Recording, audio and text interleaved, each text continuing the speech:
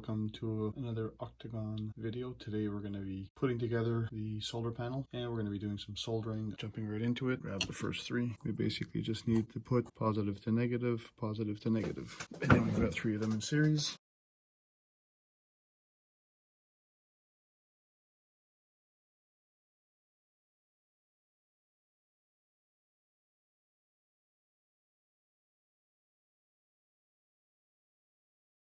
There we go.